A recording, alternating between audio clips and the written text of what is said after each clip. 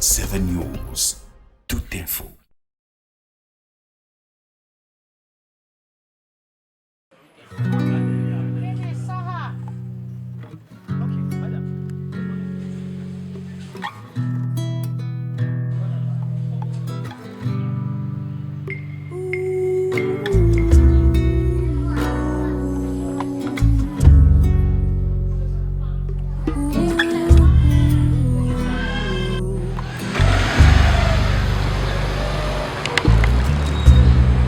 Nature has not been friendly with some of our pretty, soft, charming, and bouncing newly delivered boys and girls who are unfortunately suffering from a crime they never committed because they come out from an HIV and AIDS infected womb. HIV being a virus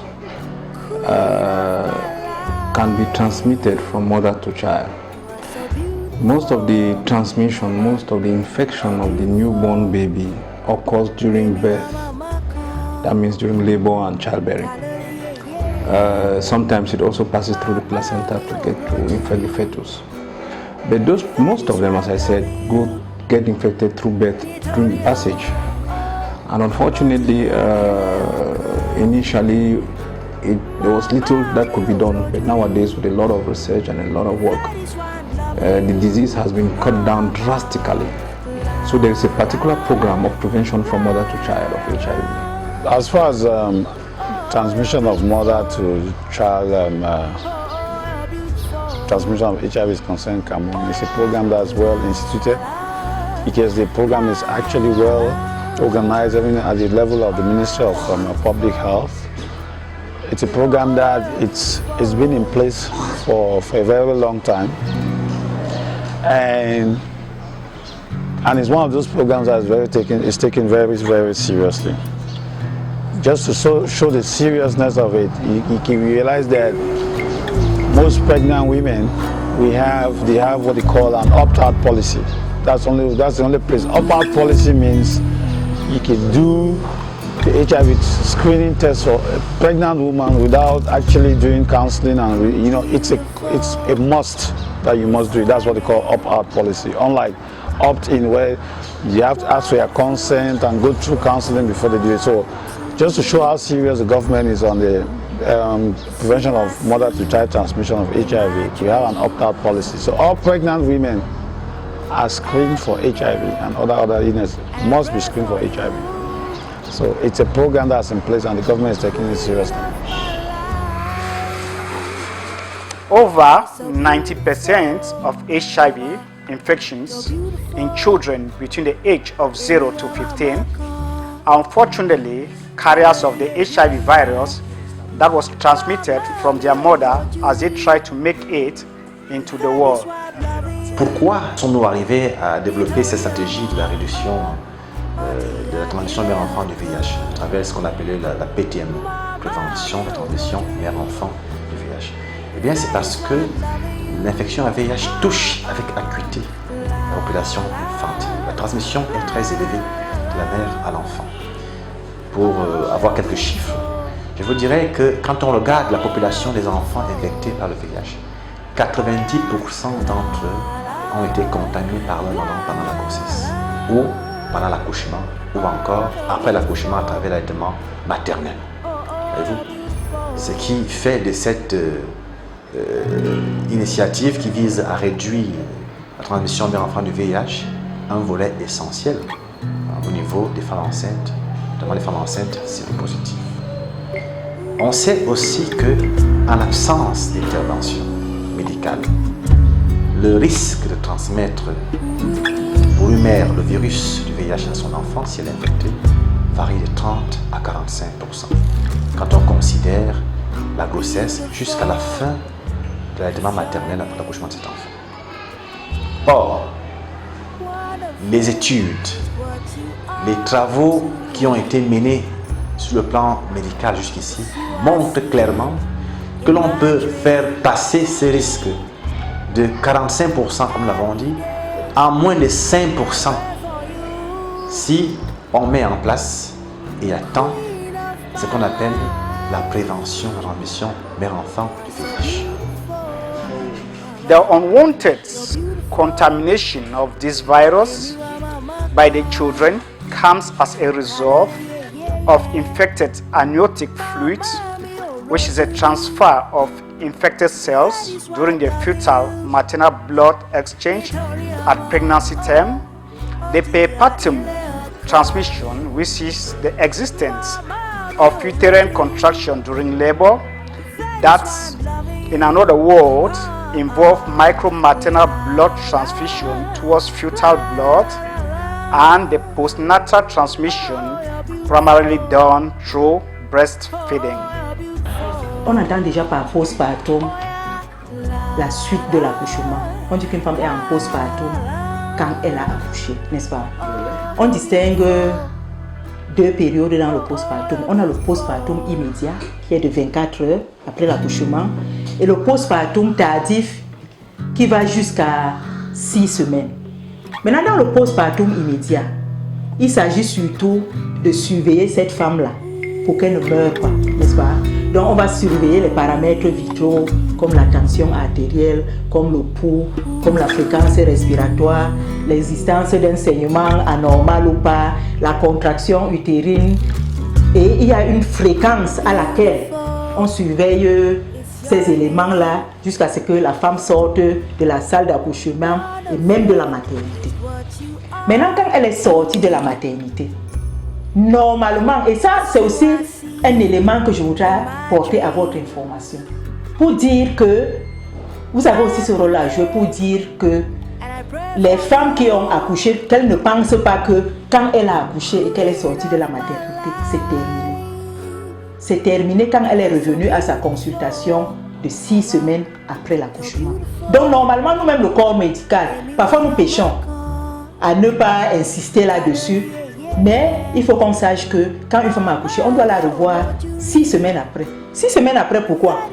Parce que à 6 semaines donc aussi, il y a des rubriques qu'on doit regarder. Il y a aussi là-bas le volet dépistage et prévention. Est-ce que le fait qu'elle prenait là, est-ce qu'elle a continué à le faire? Elle se nourrit même comment? L'allaitement, le type d'alimentation qu'elle a choisi pour son bébé là, est-ce qu'elle est restée cohérente dans ça? Surtout quand on parle de l'infection à VIH. Parce que quand elle a fait un choix pour l'alimentation de ce bébé là, il faut qu'elle reste adhérente à son choix.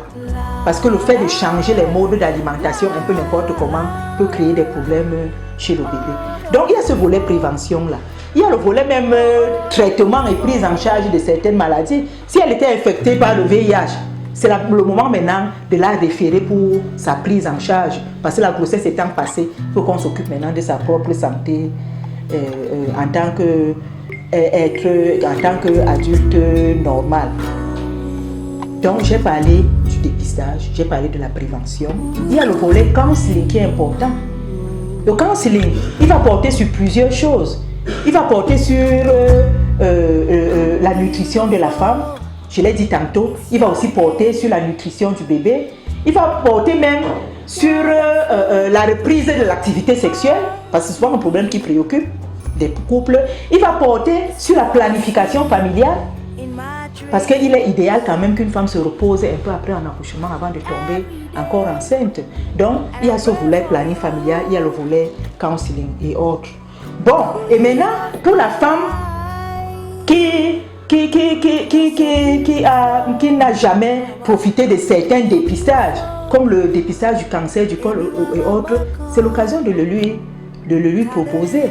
C'est aussi l'occasion de proposer, si la femme est VIH positive, c'est à 6 semaines qu'on va aussi proposer le dépistage de l'enfant. Et ça, on oublie souvent.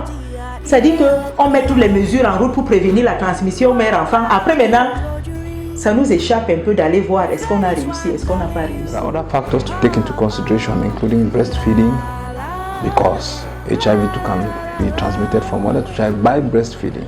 So the gynecologists know a little much more on how to handle this matter of breastfeeding.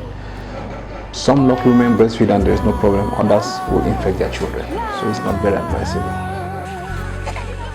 The infection of these children comes thanks to certain factors like increase in virus strain as the S1 strain, advanced stage of immune deficiency, recent infection, high plasma viral load, that is 10,000 copies ml, premature rupture of the membranes, obstetrical manipulations, as well as malaria fever.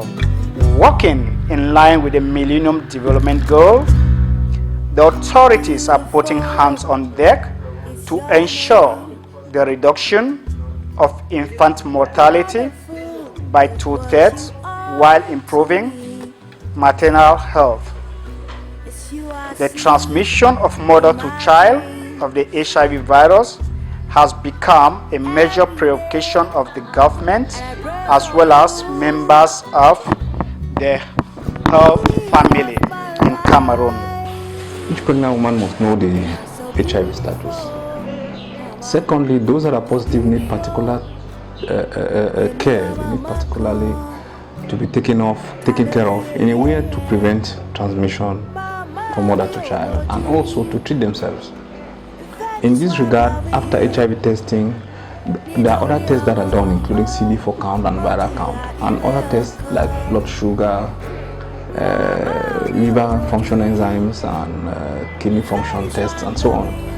After which, certain medications are thus prescribed and make sure that the mother is taking them to prevent fetal infection. And above all, during labor, certain medications have to be taken to prevent transmission from mother to child. And as well as I said, the fetuses, the newborn babies themselves, they have to take certain preventive medications for a certain time. That notwithstanding, some fetuses, some children still get infected, and then they have to be treated regularly like other infected children. And last but not least, breastfeeding. Breastfeeding is a natural way of bringing up one's child, especially just after birth. But there's also a risk of transmission from mother to child through breast milk. So it is usually not advisable. The gynecologists, they have a way of handling this matter, and we've known cases where certain women, out of cultural beliefs, because a lot of our people here believe that you have to breastfeed your child. So even if you tell certain mothers not to breastfeed them, they will still go ahead and breastfeed them because it's part of our culture, it's the way they are known to have done things, but it's still a place to tell them the risk of transmitting this problem to a newborn baby whose immune system is still underdeveloped and therefore cannot handle it. So a lot of education and a lot of treatment needs to be insisted upon these women in order to prevent transmission to children. Comme vous le savez, prise en charge, ça veut dire que le patient va bénéficier des soins de santé par rapport à la maladie ou bien à l'infirmité dont il est victime. Pédiatrique parce qu'il s'agit justement des enfants. Idéalement, lorsqu'on parle de prise en charge pédiatrique, la cible c'est les enfants de 0 à 15 ans. Mais une circulaire du ministre de la Santé publique, pour des raisons que nous allons voir par la suite, a voulu que cette prise en charge puisse être prolongée chez l'enfant jusqu'à l'âge de 18 ans. C'est une spécificité dans la prise en charge pédiatrique de l'infection VIH. Il s'agit du point de vue pratique du suivi postnatal des bébés qui sont nés de mères séropositives. C'est-à-dire que quand la maman a accouché à la maternité, une maman séropositive, les infirmières et les médecins qui l'ont suivi pendant la grossesse lui conseillent de venir consulter au service pédiatrique de prise en charge VIH, comme ici au Centre Mère Enfant, l'unité de jour pédiatrique, pour le suivi postnatal de son bébé. Dans le but, premièrement, de lui offrir un conseil par rapport à la tenue de son bébé, c'est-à-dire l'alimentation de l'enfant, les vaccinations et même les mesures diagnostiques, parce que c'est une prise en charge multidisciplinaire en fait. Quand on parle de prise en charge pédiatrique, l'infection VIH dans le versant PTME, c'est-à-dire prévention de la transmission mère-enfant du VIH. C'est également un suivi multidisciplinaire qui commence en amont, pendant même que la femme n'est même pas encore enceinte.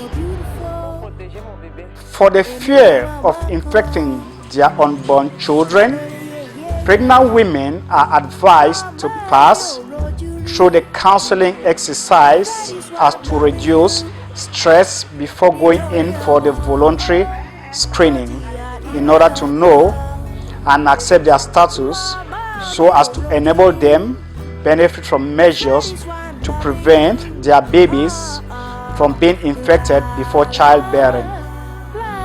The reason why at the beginning of every pregnancy, the women are cautioned to undergo the test. La consultation prénatale est de prime abord une stratégie de prévention. Ok? Et la consultation prénatale comprend 4 volets. Le premier volet, comme je l'ai dit, c'est la prévention.